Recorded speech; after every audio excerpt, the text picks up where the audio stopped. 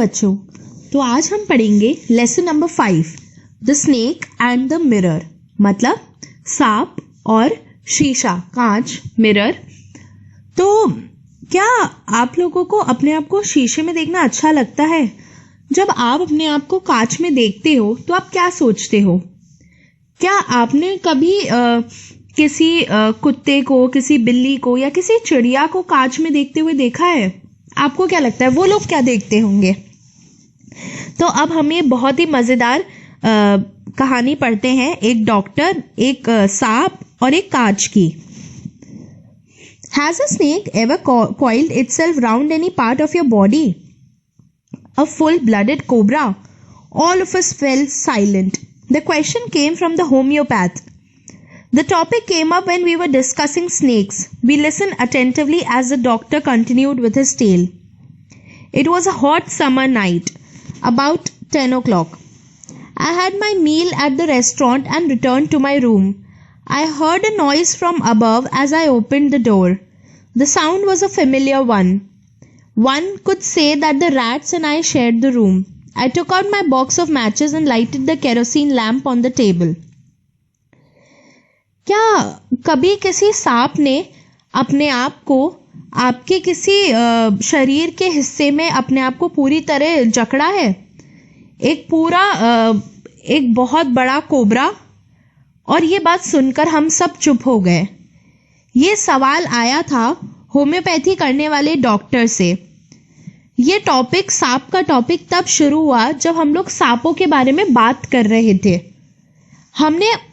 हमने पूरे ध्यान से सुना जैसे डॉक्टर ने अपनी कहानी बतानी शुरू की। डॉक्टर ने कहा, वो एक गर्मियों की रात थी, लगभग रात के 10 बज रहे थे। मैंने रेस्टोरेंट पे अपना खाना खा लिया था और मैं अपने रूम पर वापस आ गया था। तभी मुझे ऊपर से एक आवाज आई जैसे ही मैंने दरवाजा खोला। ये आवाज कुछ जानी पहचानी थी। आप ऐसा कह सकते हो कि मैं और चूहे दोनों ही उस रूम में साथ साथ रहते थे। मैंने अपनी माचिस का डब्बा निकाला और केरोसिन लैंप जो कि टेबल पे पड़ा था उसे जलाया। The house was not electrified. It was a small rented room. I had just set up medical practice and my earnings were mere. I had about 60 rupees in my suitcase. Along with some shirts and dhotis, I also possessed one solitary black coat which I was then wearing. उस घर में बिजली नहीं थी। वो एक बहुत ही छोटा किराए का कमरा था। मैंने अभी अभी अपनी मेडिकल प्रैक्टिस वहां पे चालू की थी और मैं जो कमाता था वो बहुत ही मामूली कमाता था, बहुत ही कम। मेरे सूटकेस में कुछ 60 रुपए पड़े थे और उनके साथ साथ मेरी कुछ शर्ट और धोतियां भी पड़ी हुई थी। मेरे पास एक काले रंग का कोट भी था जो मैंने उस समय पहन रखा था। I took off my black coat, white shirt and not so white vest and hung them up. I opened the 2 windows in the room. It was an outer room with one wall facing the open yard. It had a tiled roof with long supporting gables that rested on the beam over the wall. There was no ceiling. There was a regular traffic of rats to and fro from the beam. I made my bed and pulled it close to the wall. I lay down, but I could not sleep. I got up and went out to the veranda for a little air, but the wind god seemed to have taken time off. मैंने अपना काला coat निकाला, अपनी white shirt निकाली और जो इतनी भी ज्यादा सफेद बनियान नहीं थी उन तीनों को निकाला और टांग दिया। मैंने अपने कमरे की दोनों खिड़कियों को खोला।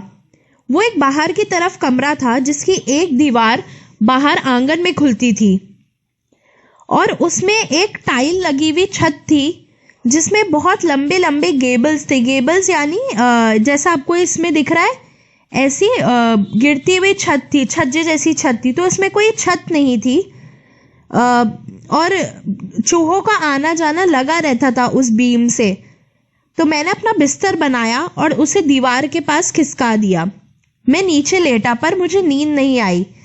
मैं उठा और बाहर बरामदे में चला गया ताकि हवा ले सकूं थोड़ी, पर तब तक शायद हवा के देवता भी, वायु देवता भी जा चुके थे, मतलब हवा नहीं चल रही थी।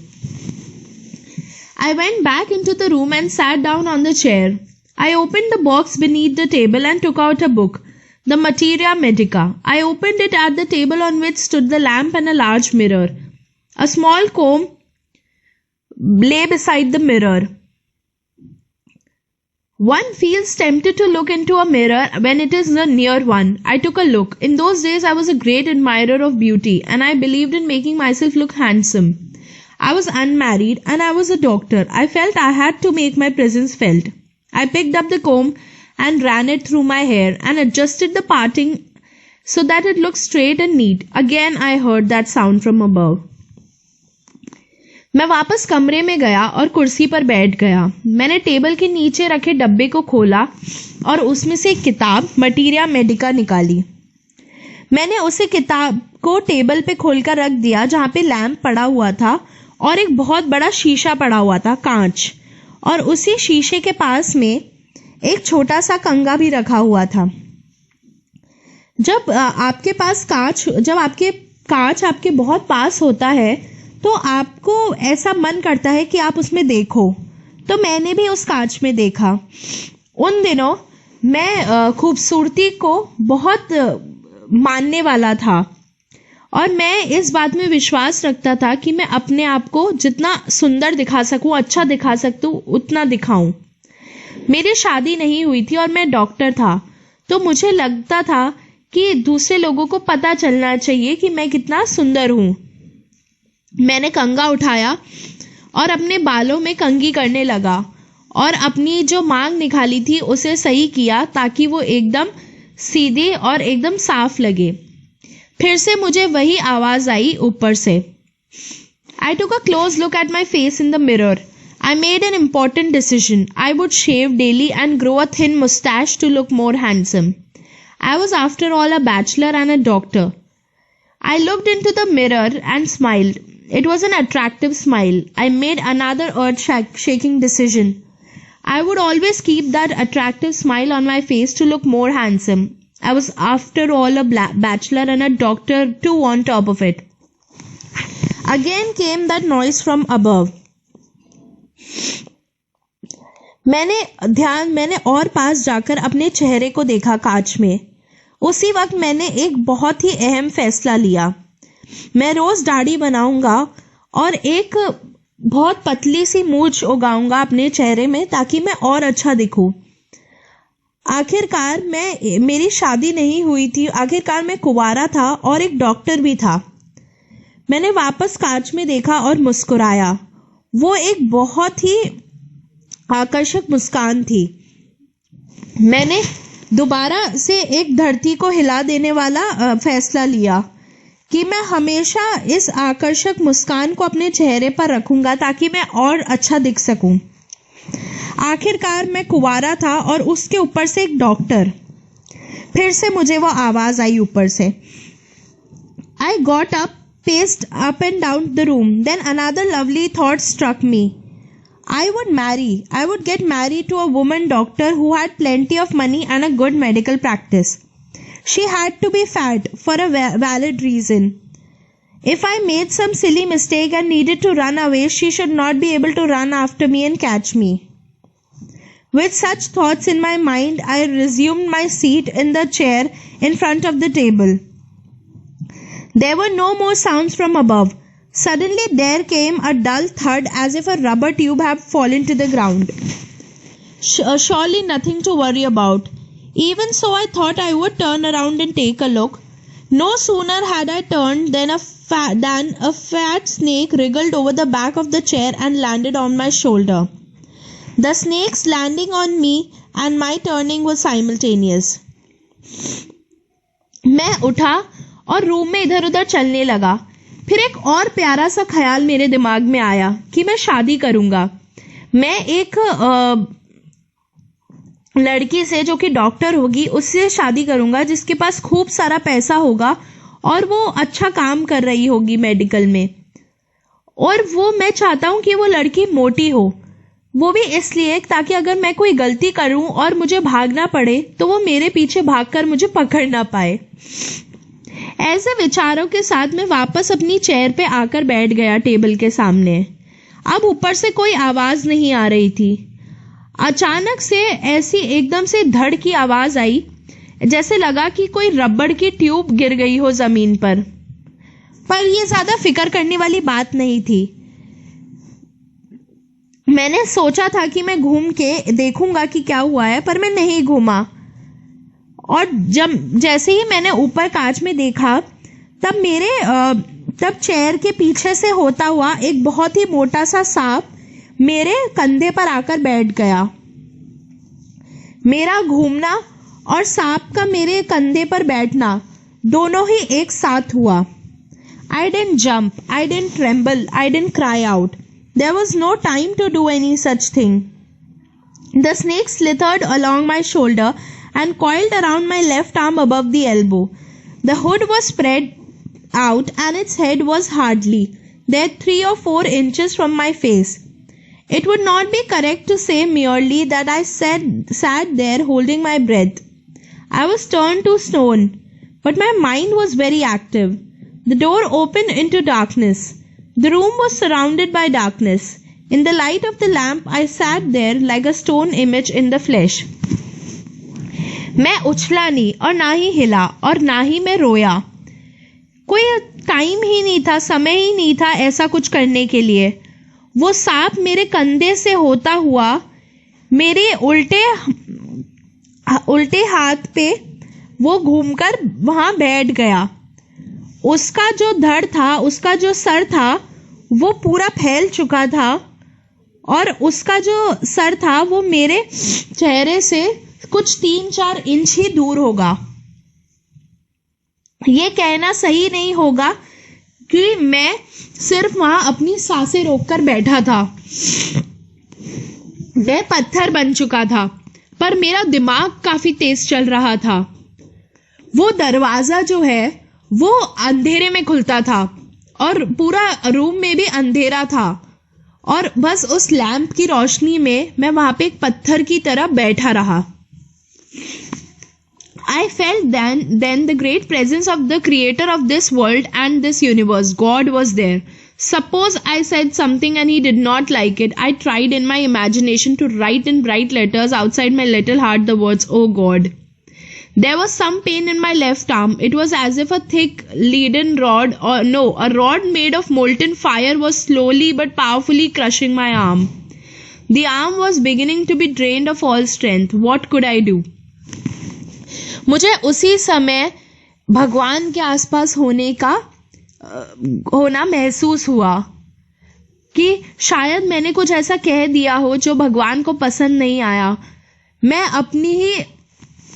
मैं अपना अनुमान लगाने लगा कि मेरे दिल के ऊपर मैं लिख दूं, हे भगवान मुझे बस आज बचा लो।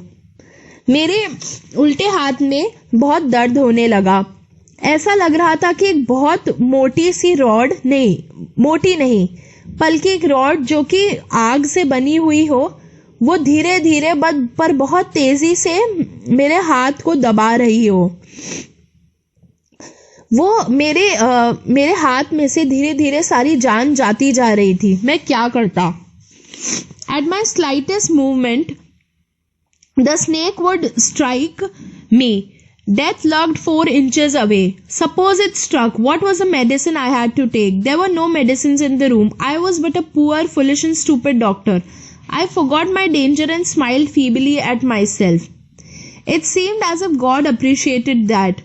The snake turned his head. It looked into the mirror and saw its reflection. I do not claim that it was the first snake that had ever looked into a mirror, but it was certainly the snake was looking into the mirror. Was it admiring its own beauty? Was it trying to make an important decision about growing a mustache or using eyeshadow and mascara or wearing a vermilion spot on its forehead? मेरे इतना सा भी हिलने पर वो सांप मुझे डस सकता था। मौत मुझे अपने आप से सिर्फ 4 इंच दूर दिखाई दे रही थी। क्या पता अगर वो मुझे डस लेता तो मैं क्या दवाई लेता? दवाइयां तो कोई नहीं थी कमरे में। मैं तो एक बहुत ही गरीब और बेवकूफ डॉक्टर था। मैं अपना डर भूल गया और अपने आप पे ही हंसने लगा। ऐसा लगा कि शायद भगवान ने उस बात को स्वीकार कर लिया हो। उस सांप ने अपना सर घुमाया और उसने कांच में पहली बार अपने आप को देखा। मैं ऐसा नहीं कहूँगा कि वो पहला सांप था जिसने कांच में देखा हो, पर वो सच में ऐसा सांप था जो अपने आप को कांच में देख रहा था। क्या वो भी अपनी सुंदरता देख रहा था, या क्या वो भी अहम फैसले लेने की कोशिश कर रहा था अपने बारे में कि जैसे उसे मूछें उगानी चाहिए, या आई शेडो या मस्कारा लगाना चाहिए, काजल लगाना चाहिए, या फिर अपने माथे पर टीका लगाना चाहिए। I did not know anything for certain. What sex was this snake? Was it male or female? I will never know, for the snake unwound itself from my arm and slowly slithered into my lap. From there, it crept onto the table and moved towards the mirror. Perhaps it wanted to enjoy its reflection at close quarters. I was no mere image cut in granite. I was suddenly a man of flesh and blood. Still holding my breath, I got up from the chair. I quickly went out through the door into the veranda. From there, I leaped into the yard and ran for all I was worth. Phew. Each of us heaved a sigh of relief. Somebody asked, "Doctor, is your wife very fat?" मुझे कुछ नहीं समझ आ रहा था वो सांप क्या देख रहा था शीशे में। क्या वो आदमी था या क्या वो औरत थी? क्या वो नर सांप था या मादा? मुझे नहीं समझ आएगा, क्योंकि उस सांप ने मेरे हाथ से उठ के वो धीरे धीरे मेरी गोदी में आया और वहां से वो टेबल पर चढ़ गया और एकदम कांच के सामने जाकर बैठ गया। क्या पता वो अपने आप को पास से देखना चाहता हो। अब मैं कोई पत्थर जैसा नहीं था। अब मेरे अंदर जान आ चुकी थी एकदम से। अभी भी अपनी सांसों को रोककर मैं चेयर से उठा और धीरे धीरे उस दरवाजे से होते हुए बरामदे में गया। वहां से मैं कूदा रोड पर और जितनी तेज भाग सकता था उतनी तेज भागा। धीरे हम सब ने एक साथ बहुत ही राहत की सांस ली। फिर किसी ने पूछा, "डॉक्टर, क्या आपकी बीवी बहुत मोटी है?" "No," the doctor said. "God willed otherwise. My life companion is a thin, reedy person with a gift of a sprinter." Someone else asked, "Doctor, when you ran, did the snake follow you?" The doctor replied, "I ran and ran till I reached a friend's house. Immediately I smeared oil over myself and took a bath. I changed into fresh clothes. The next morning at about 8:30 I took my friend and one or two others to my room to move my things from there. But we found we had little to carry. Some thief had removed most of my things. The room had been cleaned out, but not really. The thief had left behind one thing as a final result." नहीं, doctor ने कहा, भगवान कुछ और ही चाहता था। मेरी जीवन साथी है वो बहुत ही पतली इंसान है और जिसके पास खूबियां हैं कि वो एक दौड़ लगाने वाले इंसान जितना तेज भाग सके। किसी और ने पूछा, "डॉक्टर, आप कहाँ भागे जब उस सांप ने जब आप भागे, क्या वो सांप भी आपके पीछे पीछे आया?" डॉक्टर ने जवाब दिया, मैं भागा और मैं तब तक भागता रहा जब तक मैं अपने एक दोस्त के घर नहीं पहुंच गया। फिर तुरंत ही मैंने अपने पूरे शरीर पर तेल लगाया और नहा लिया। फिर मैंने नए कपड़े पहने और मैं अगली सुबह 8:30 बजे अपने दोस्त को लेकर और कुछ 1-2 लोगों को लेकर अपने कमरे पे गया ताकि मैं अपना सामान ले सकूं वहां से। पर हमें पता चला मेरे पास तो कुछ ज्यादा बचा ही नहीं लेकर जाने को। किसी चोर ने आकर मेरी सारी चीजें हटा ली थी। रूम पूरा साफ हो चुका था, पर बस उस चोर ने एक चीज छोड़ दी मेरी बेइज्जती करते हुए। "What was that?" I asked. The doctor said, "My vest, the dirty one. The fellow had such a sense of cleanliness. The rascal could have taken it and used it after washing it with soap and water." "Did you see the snake the next day, doctor?" The doctor laughed. "I've never seen it since. It was a snake which was taken with its own beauty." क्या था वो? मैंने पूछा। Doctor ने कहा, मेरी बनियान, गंदी वाली। उस चोर में भी इतनी अक्ल थी कि वो साफ सफाई के बारे में सोचता था। वो मेरी बनियान लेकर जा सकता था और उसे इस्तेमाल कर सकता था उसको साबुन से धोने के बाद। क्या आपने अगले दिन उस सांप को देखा डॉक्टर? डॉक्टर हंसे। मैंने उसे कभी नहीं देखा। वो शायद बस एक सांप था जो अपने आप की खूबसूरती से भी बहुत आकर्षित हो चुका था। तो देखा आपने कितना मजेदार है ये लेसन। अब हम करेंगे question answer.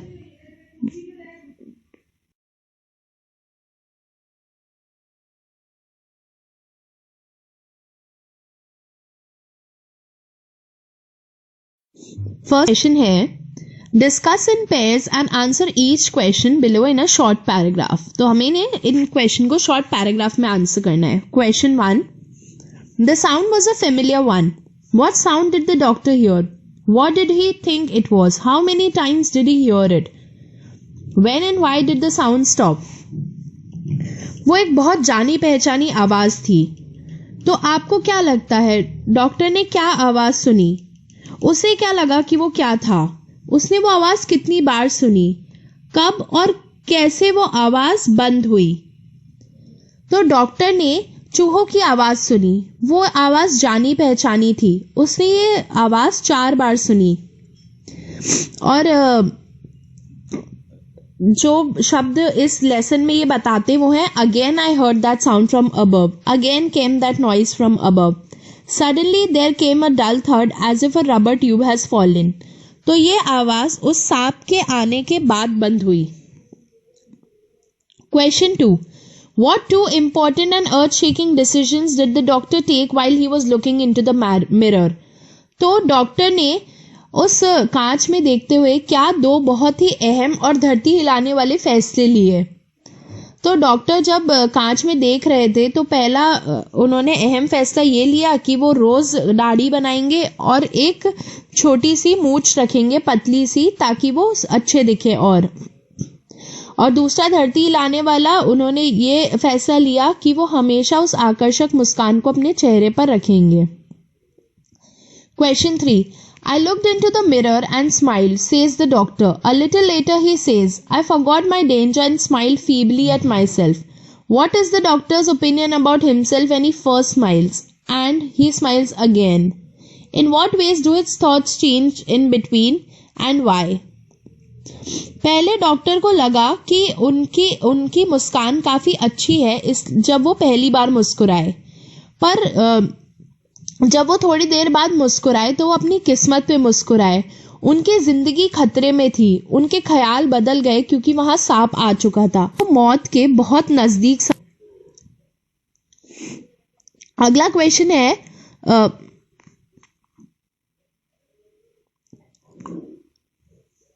This story is about a frightening incident is narrated in a humorous way.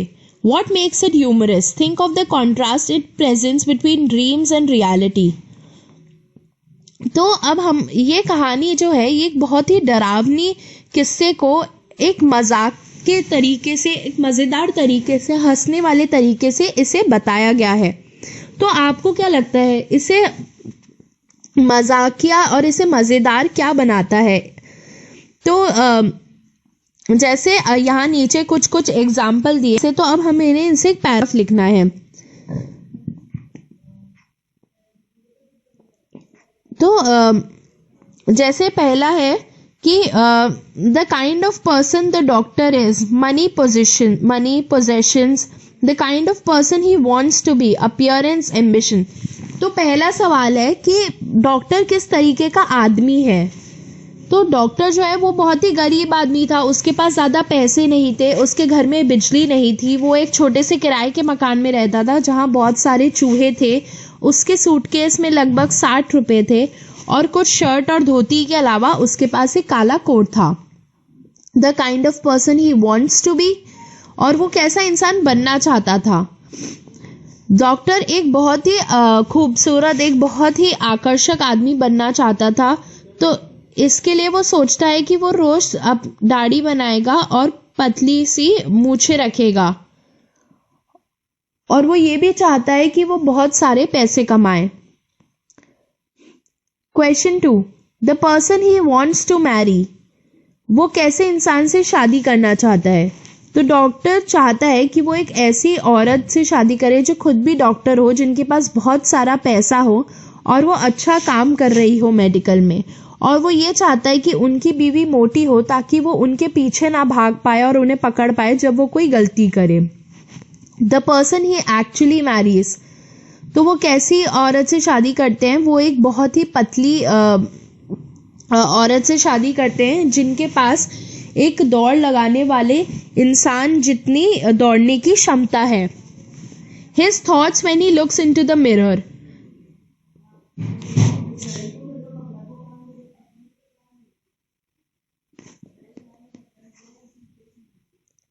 वो डॉक्टर क्या सोचता है जब वो कांच में देखता है? वो सोचता है कि वो अच्छा दिख रहा है और उसे और अच्छा दिखना चाहिए, तो वो ये सोचता है कि वो रोज दाढ़ी बनाएगा और अपनी आकर्षक मुस्कान को हमेशा अपने चेहरे पर रखेगा। वो अपने आप को देखकर बहुत खुश और संतुष्ट होता है कांच में। His thoughts when the snake is coiled around his arm, तो उसके क्या विचार होते हैं जब सांप उसके हाथ के आसपास आकर लिपट जाता है? जब सांप उसके उल्टे हाथ की तरफ आकर लिपट जाता है तो वहां बस अपनी सांस रोके बैठे रहता है। वो बिल्कुल नहीं, वो वहां पत्थर की तरह मूर्ति बन के बैठ जाता है क्योंकि वो सांप से डरता है।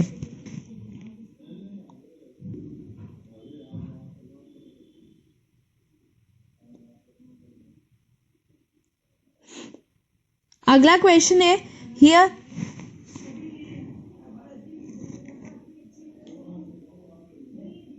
Here are some sentences from the text. Say which of them tell you that the author was afraid of the snake, was proud of his appearance, had a sense of humor, was no longer afraid of the snake. तो यहाँ इस lesson से कुछ sentence दिए हुए हैं। अब हमें इनमें से ये बताना है कि किससे पता चलता है कि जो डॉक्टर था पहला, या तो वो सांप से डरता था, या वो अपने आप वो जैसा दिखता था वो उसे लेकर बहुत गर्व महसूस करता था, वो बहुत मजाकिया था, या फिर चौथा उसे अब सांप से बिल्कुल डर नहीं लगता। तो पहला है, तो जो इसमें से सेंटेंस है 1, 3, 4, 5, वो ये बताते हैं, 1, 3, 4 और 5 वो ये बताते हैं कि वो डॉक्टर सांप से डरता था। तो ये पहला क्या है? 1 मतलब I was turn to stone, मतलब मैं पत्थर बन गया था, तो ये भी बताता है कि वो सांप से डरता था। 3, the arm was beginning to be drained of strength, मतलब उनकी उस हाथ पे से धीरे धीरे सारी शक्ति जाती जा रही थी क्योंकि उसके ऊपर सांप बैठा हुआ था। चौथा है, I tried in my imagination to write in bright letters outside my little heart the words O God, वो अपने विचारों में ये सोचते रहे कि वो कैसे बहुत ही बड़े शब्दों में अपने छोटे से दिल के बाहर ही लिखा दे, हे भगवान। और 5वां है, I didn't tremble, I didn't cry out, मैं हिला नहीं, मैं रोया नहीं, चिल्लाया नहीं। तो ये चारों सेंटेंस ये बताते हैं कि वो सांप से डरते थे। तो जो सेंटेंस है 6 और 8 वो ये बताते हैं कि वो जैसे दिखते थे वो उसे लेकर बहुत गर्व महसूस करते थे। तो 6 नंबर का सेंटेंस है, I looked into the mirror and smiled, it was an attractive smile. और 8 है, I was after all a bachelor and a doctor too on top of it. फिर जो सेंटेंस है 9 और 10 वो ये बताते हैं कि वो बहुत मजाकिया थे। 9 है, the fellow had such a sense of cleanliness, the rascal could have taken it and used it after washing it with soap and water. और 10th है जिसमें वो चोर के बारे में बता रहे हैं। और 10वां है, was it trying to make an important decision about growing a moustache और using eye shadow and mascara और wearing a vermilion spot on its forehead. यहाँ पे जब वो डॉक्टर बताता है कि जब वो सांप अपने आप को चेहरे में अपने आप को उस कांच में देख रहा था तब उनके दिमाग में ये ख्याल आ रहे थे क्या वो भी कोई अहम फैसला लेने वाला है, मूछें उगाने के बारे में या सिंदूर अपने सर पे टीका लगाने के बारे में। अगला क्वेश्चन है, expressions used to show fear. तो तो can you find the expressions in the story that tell you that the author was frightened? Read the story and complete the following sentences. तो अब हमें इस कहानी में से वो सेंटेंस ढूंढने हैं जो ये दिखाए कि वो ऑथर यानी कि डॉक्टर डरा हुआ था. तो अब हमको स्टोरी पढ़ के इन सेंटेंस को कंप्लीट करना है. पहला क्वेश्चन है आई वॉज टर्न्ड, तो इसका है I was turned to stone. Second है I sat there holding my breath. Third है in the light of the lamp I sat there like a stone image in the flash. Question 3 है in the sentences given below are some words and expressions are italicized. They variously mean that one is very frightened, too scared to move, frightened by something that happens suddenly, make another feel frightened. Match the meanings with the words in italics and write the appropriate meaning next to the sentence. तो नीचे ये जो sentence दिए गए हैं इनमें कुछ शब्द और कुछ एक्सप्रेशन जो हैं वो टेढ़े लिखे हुए हैं. तो ये सब एक चीज, इन सब का एक मतलब है कि या तो कोई बहुत डरा हुआ है, या कोई बहुत डरा हुआ है कि वो हिल भी ना पाए, या कोई डरा हुआ है जो कुछ अभी अभी हुआ है उससे,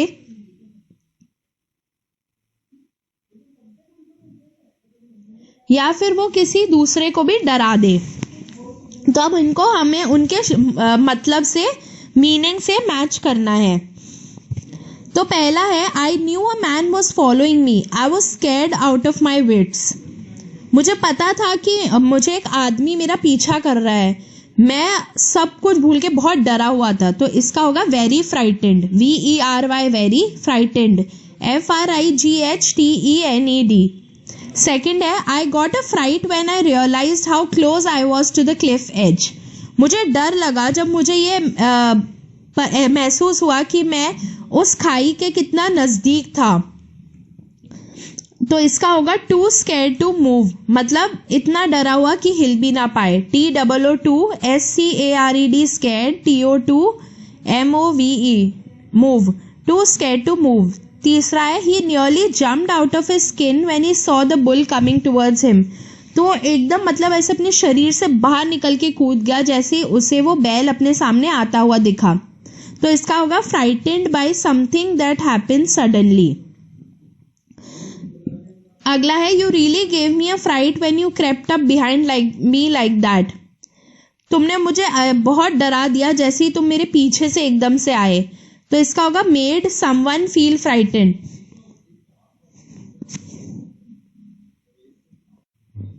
made someone feel frightened.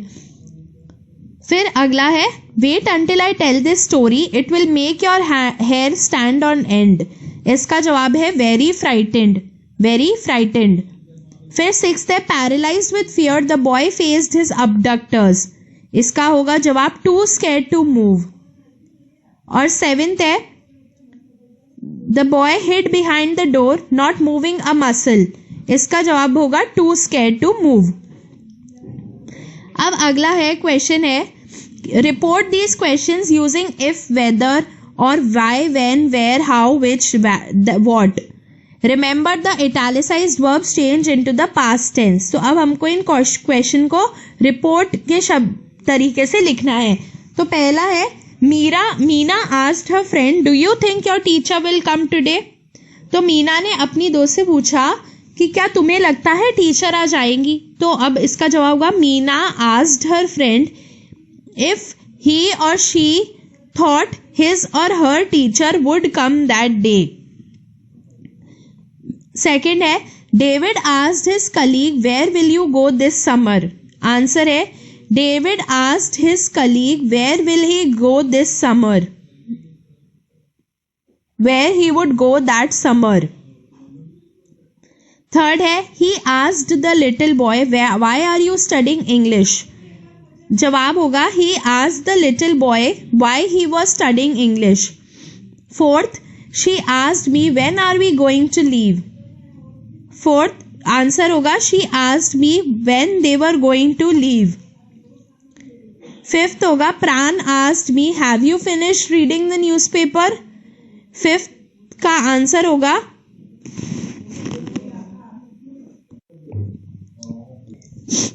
Seema asked her, how long have you lived here? Seema asked her, answer होगा Seema asked her how long she had lived there. 7th, Sheila asked the children, are you ready to do the work?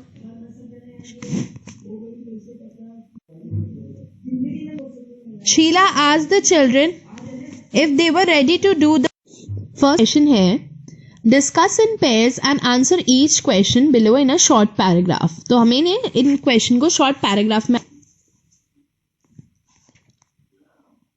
जिस ऐसी कोई घटना जब आप बहुत ज़्यादा डर गए थे, और आप लोग अपनी क्लास में कंपटीशन भी रख सकते हैं कि किसकी कहानी ज़्यादा डरावनी थी. अगला है डिक्टेशन. तो ये जो नीचे पैराग्राफ दिया हुआ है ये इंडियन कोबरा के बारे में यानी भारतीय कोबरा के बारे में. आपको इसे 2 बार पढ़ना है और अपनी किताब बंद कर दीजिए. उसके बाद आपके जो टीचर हैं ये पैराग्राफ आपके सामने पढ़ेंगे.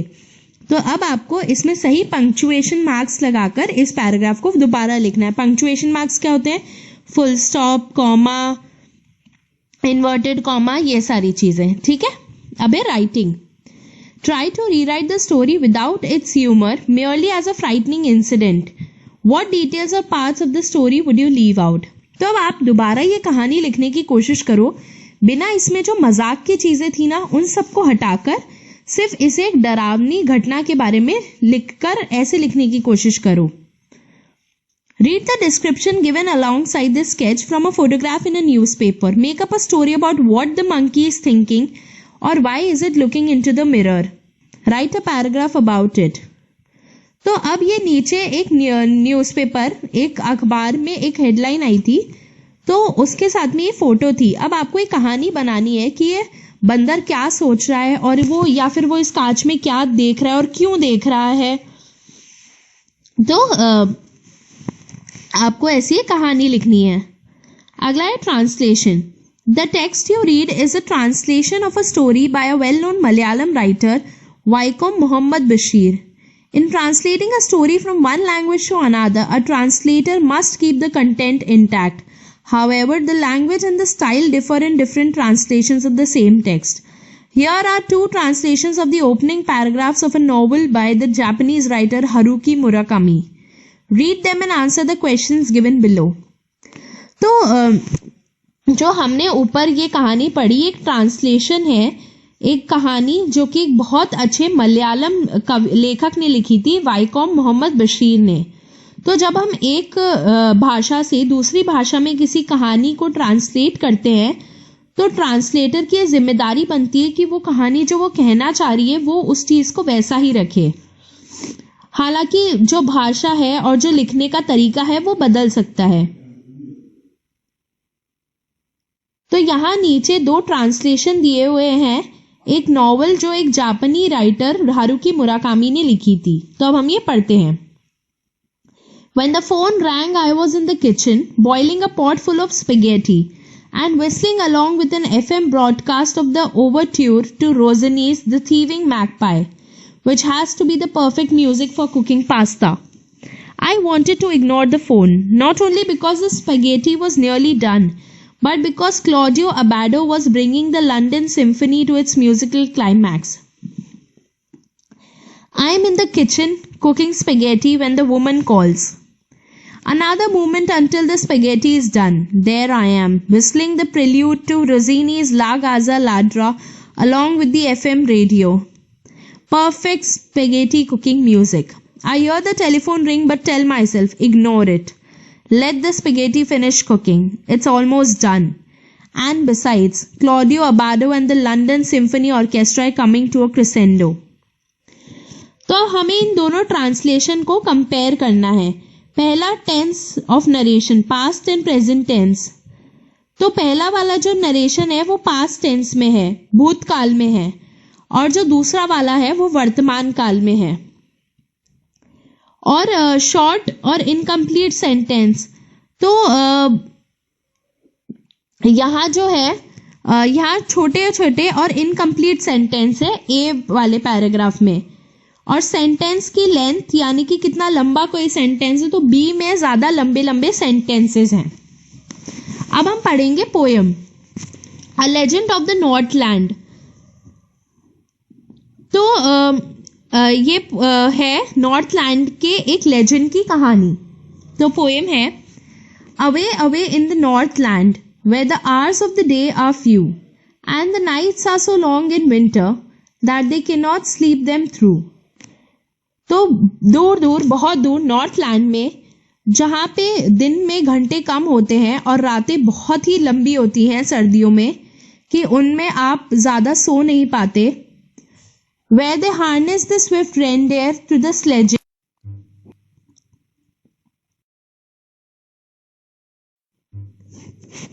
where they harness the swift reindeer to the sledges when it snows, and the children look like bear's cubs in their funny furry clothes। मतलब जहाँ पे लोग, रेनडेयर कौन होता है, जैसे सांता क्लॉज दिखाते हैं ना, सांता क्लॉज जो हिरन के साथ चल कर आता है उसे दिखाते हैं, जब उसे बांध देते हैं, जब बर्फ़ गिरती है तो बच्चे छोटे छोटे भालू जैसे लगते हैं अपने बहुत ही मज़ेदार ऐसे कपड़ों में। They tell them a curious story. I don't believe it's true. And yet you may learn a lesson if I tell the tale to you। तो वहाँ वो उनको एक कहानी सुनाते हैं। कहाँ पे? बहुत दूर नॉर्थलैंड में, जो मुझे नहीं लगता कि सच्ची है, पर फिर भी अगर मैं वो कहानी तुम्हें सुनाऊंगा तो तुम उससे कोई सीख ले सकते हो। Once when the good Saint Peter lived in the world below and walked about it preaching just as he did, you know। एक बार की बात है जब बहुत अच्छे सेंट पीटर, तो सेंट पीटर कौन थे? जो जीसस क्राइस्ट थे, यानी ईसा मसीह, उनके जो उनके बारे में लोगों को जा के बताते थे, वो जब वो धरती पर रहते थे, ये बात तब की है, और वो इधर उधर घूमते रहते थे और अपने ईसा मसीह के बारे में बताते रहते थे लोगों को।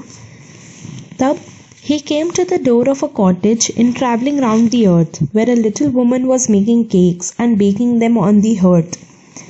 तब वो एक घर के एक झोपड़ी के दरवाजे के बाहर आए धरती पे घूमते घूमते, जहाँ पे एक छोटी सी औरत केक बना रही थी और उनको बेक कर रही थी। And being faint with fasting, for the day was almost done, he asked her from a store of cakes to give him a single one। और क्योंकि वो पूरे दिन भूखे थे तो वो बेहोश होने वाले थे, क्योंकि पूरा दिन भी ख़त्म हो गया था, तो उन्होंने उसका जो स्टोर था केक का, उसमें से केक मांगा, सिर्फ एक cake. So she made a very little cake, but as it baking lay, she looked at it and thought it seemed too large to give away। तो उसने एक बहुत ही छोटा केक बनाया और जैसे ही उसको सेकने के लिए रखा, जब उसने उसकी तरफ देखा तो उसे ऐसा लगा कि ये तो बहुत बड़ा केक है देने के लिए। Therefore she needed another and still a smaller one, but it looked when she turned it over as large as the first had done। तो इसलिए उन्होंने फिर से एक दूसरा केक बनाया और इस बार पहले से भी ज़्यादा छोटा, पर जैसे ही उसको वापस सेकने के लिए रखा तो पहले वाले से भी ज़्यादा बड़ा दिखने लगा।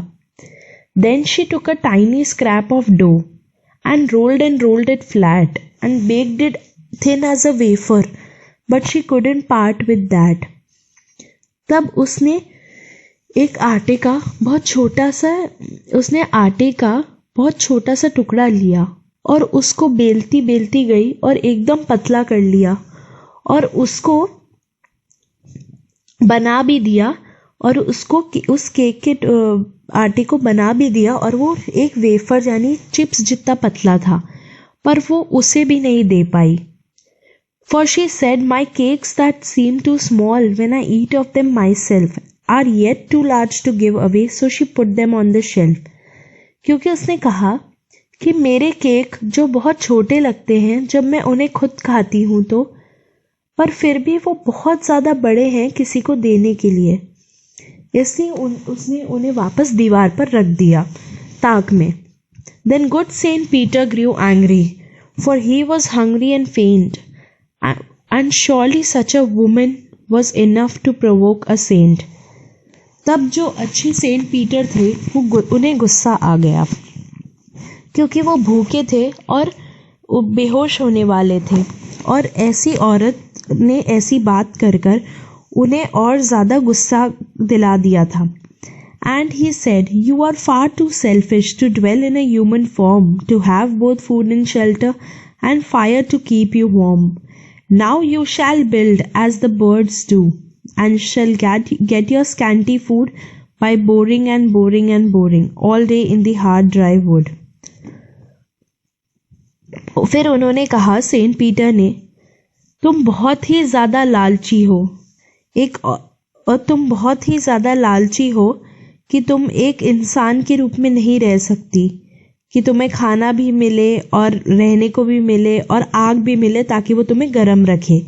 इसलिए अब तुम अपना घर वैसे बनाओगी जैसे चिड़िया बनाती है, और अपना जो थोड़ा बहुत खाना है उसे भी ऐसे घूम घूम के, ऐसे ढूंढ ढूंढ के लोगी पूरा दिन मेहनत से जंगलों में.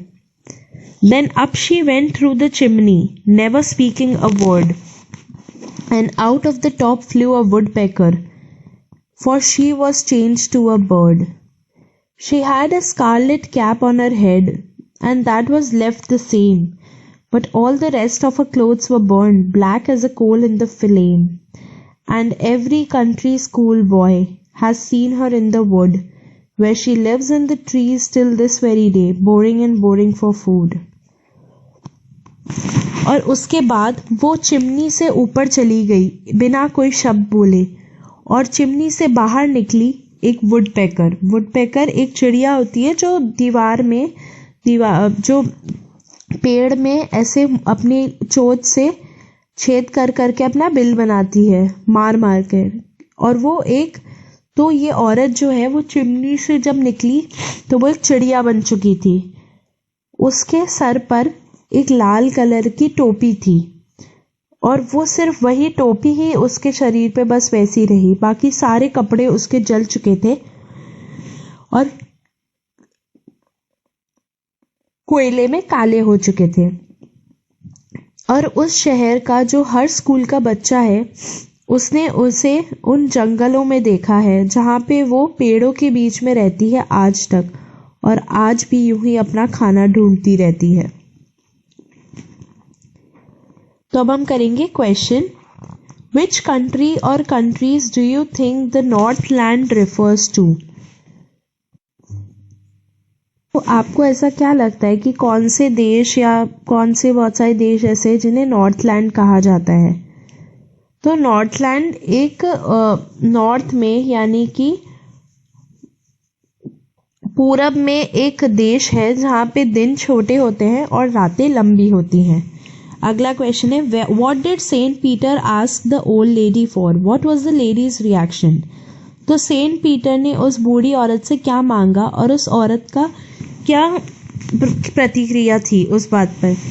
सेंट पीटर ने उस बूढ़ी औरत से एक केक का टुकड़ा मांगा, और उस औरत ने बहुत ही कंजूसी से पेश आया और वो केक का साइज छोटा करती गई, और आखिर में उसने उन्हें कुछ खाने को नहीं दिया. Question 3, how did he punish her? उसने उन्हें कैसे सजा दी? सेंट पीटर ने उस औरत को कैसे सजा दी? तो सेंट पीटर ने उस औरत को शाप दिया और उसे एक वुडपेकर बना दिया. Question 4, how does the woodpecker get her food? तो एक वुडपेकर आपको अपना खाना कैसे मिलता है? तो वुडपेकर के लिए खाना होता है जो लकड़ी होती है वो लकड़ी को अपने मुंह से अपनी चोंच से मारते मारते मारते मारते खाता रहता है. तो ये वुडपेकर को इस तरीके से सूखी लकड़ी से खाना मिलता है. अगला क्वेश्चन है, do you think the old lady would have been so ungenerous if she had known who Saint Peter really was? What would she have done then? क्या आपको लगता है कि वो औरत को अगर पता होता कि वो जो उससे केक मांग रहे हैं वो सेंट पीटर है, तो तब भी वो इतनी कंजूस होती, वो तब क्या करती? तो मुझे ऐसा लगता है कि नहीं, वो तब ऐसा नहीं करती, बल्कि वो उन्हें सबसे बड़ा केक देती ताकि वो उन्हें खुश कर सके और ताकि वो उसे बदले में कुछ अच्छा दें। अगला क्वेश्चन है, is this a true story? Which part of this poem do you feel is the most important? तो क्या ये कोई सच्ची कहानी है? आपको क्या लगता है इस पोएम का कौन सा हिस्सा बहुत ज़्यादा ज़रूरी है? तो मुझे लगता है कि नहीं, ये सच्ची कहानी नहीं है। और जो तीसरा स्टैंजा है इस पोएम का, वो सबसे इम्पॉर्टेंट है। अगला क्वेश्चन है, what is a legend? Why is this poem called a legend? तो लेजेंड का मतलब होता है एक ऐसी कहानी जो पुराने समय से लोगों के बारे में या घटनाओं के बारे में चलती आ रही हो। इस पोएम का टाइटल जो है वो ये बताता है कि एक लेजेंड है, जैसे अ लेजेंड ऑफ नॉर्थलैंड। और पोएट जो है वो खुद ऐसा कहता है कि मुझे नहीं लगता ये सच है। अगला क्वेश्चन है, right the story of a legend of the Northland in about 10 sentences. तो अब आपको सिर्फ 10 सेंटेंस में, 10 लाइनों में इस पोएम की कहानी लिखनी है, तो ये आप लिखना। अगला क्वेश्चन है, let's look at the words at the end the second and fourth line, जैसे snows and clothes, true and you, below and no. तो हमको पता है कि स्नो जो है ये राइमिंग वर्ड्स हैं, स्नो क्लोथ्स के साथ राइम करता है, ट्रू यू के साथ और बिलो नो के साथ। तो इस पोएम तो और जो है वो राइमिंग वर्ड्स ढूंढे तो earth hearth, done one, lay away, another over, flat that, faint saint, form warm, food wood, same flame.